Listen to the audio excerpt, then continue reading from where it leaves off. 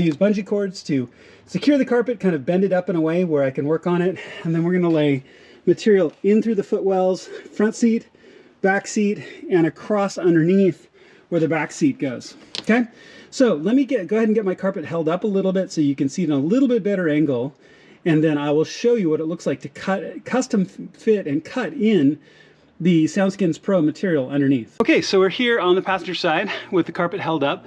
Now, it would be nice if we could take the entire carpet out, but it goes over and under the center console, both in front of the gear shift and behind the gear shift, and so we'd have to take the entire center console out, and that's just not practical. So what you want to do is just pry the carpet up as far as you can go. You can get your hand here underneath and you can kind of feel where you can gain a little bit more room and a little bit more space.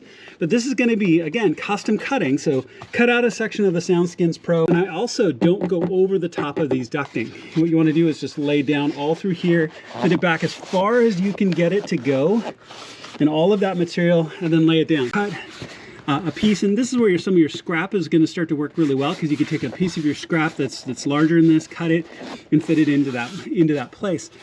Now, the other thing you could also do is you can also lay up this wall right here as well. I tend not to lay material here on the top surfaces where the seat post goes, because I don't want to mess with the height of that at all. But either side of this is fine. So let's go ahead and get that done, but then we're gonna do the same, and we're gonna get back underneath here and all the way back into the rear footwell.